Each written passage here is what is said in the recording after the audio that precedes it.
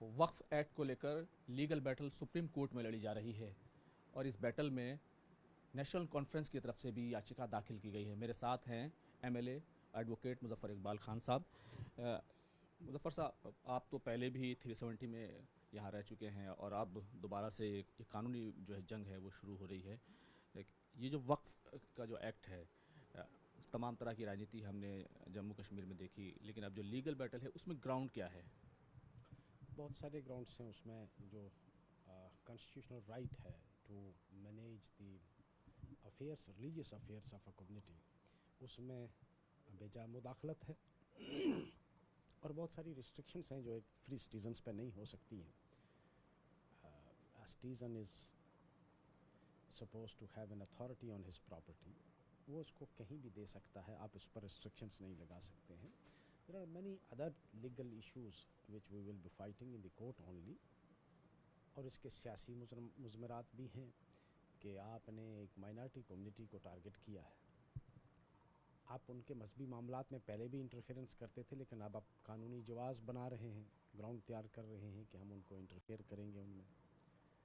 और उसका अपने रिएक्शन बहुत सारे लीडर्स ने ओपनली कहा है कि हम ये प्रॉपर्टी अब इनसे छीन के हम हिंदू कम्युनिटी को देंगे। हालांकि वो एक स्लोगन है, पॉलिटिकल स्लोगन है, वो नहीं होना चाहिए था और एक बड़े ज़िम्मेदार लीडर ने ये बात कही है। उससे भी खदशात और बढ़ गए हैं लोगों के। हमने असेंबली में भी कोशिश की थी एक रेजोल्यूशन मूव करने की, लेकिन वो हंगामे की नज़र हो गया वहाँ।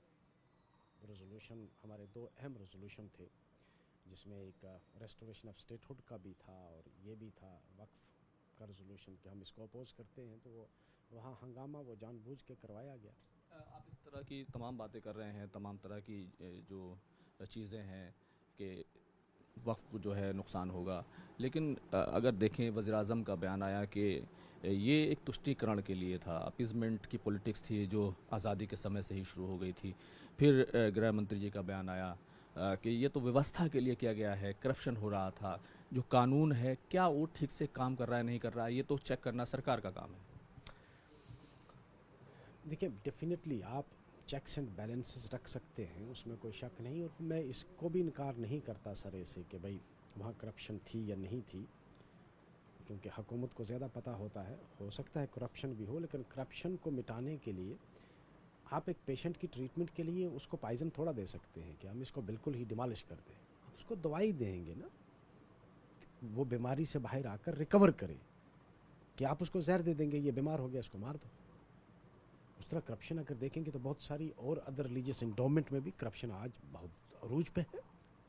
अरे गवर्नमेंट में करप्शन नहीं है, करप्शन कहाँ नहीं है? उसको क्या कहोगे कि गवर्नमेंट को ही ख़त्म कर देंगे? नहीं, उसको रिफॉर्म करना है। तो रिफॉर्म के लिए you can not demolish it, वो गलत है। जम्मू कश्मीर में एक बड़ी बहस हुई, ख़ास तौर से पीडीपी और दूसरे जो अपोजिशन के लीडर्स हैं उनकी तरफ से ये आरोप तक लगा दिया गया कि नेशनल कॉन्फ्रेंस और बीजेपी मिले हुए हैं और असेंबली में वो खामोशी चाहते हैं, उस पर बात करना नहीं चाहते। पर इसका तो मुझे नहीं पता है। मैं एक इंडिपेंडेंट एमएलए हूँ, मैं तो नेशनल कॉन्फ्रेंस का पार्टी से नहीं हूँ। वो नेशनल कॉन्फ्रेंस वालों को पता होगा, लेकिन मुझे ज़ाहरी तौर पर तो ऐसा कुछ लगा नहीं कि भाई। अब ये होम मिनिस्टर साहब जब जाहिर सी बात है जम्मू कश्मीर में जाएंगे, तो आप क्या एक्सपेक्ट करते हैं कि भाई चीफ मिनिस्टर को जाना है कि नहीं जाना है? कर्टसी के लिए चीफ मिनिस्टर तो जाएगा ना, वो उसकी स्टेट है, वहाँ का चीफ मिनिस्टर है और होम मिनिस्टर है। Home minister is for all. As a individual, as a political party we may have the differences, लेकिन वो मुल्क का होम मिनिस्टर है। मुल्क का जब प्राइम मिनिस्टर जाएगा तो जिस रियासत, जिस यूनियन टेरिटरी में जाएगा, तो चीफ मिनिस्टर की कर्टसी बनती है। और हाथ मिलाने से आप कहोगे कि ख्यालात मिल जाएंगे, वो पॉसिबल नहीं है।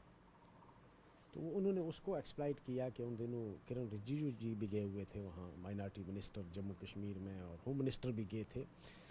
तो उनसे मुलाकात हुई उमर साहब की, तो उसको उन्होंने आउट ऑफ टर्न ब्लो कर दिया।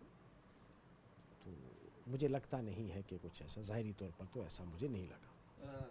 जिस तरह की कानूनी लड़ाई जो है सुप्रीम कोर्ट में होने जा रही है, क्या आप जो है नेशनल कॉन्फ्रेंस की तरफ से आप लोग लीगल बैटल लड़ रहे हैं, तो क्या सीधे तौर पर آپ دلائل رکھنے جا رہے ہیں، کیا پوزیشن رہنے والی ہے؟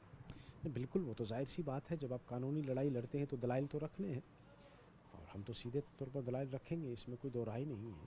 دیر از نو ڈاؤٹ ان اٹ. آج کیا رہنے والا ہے؟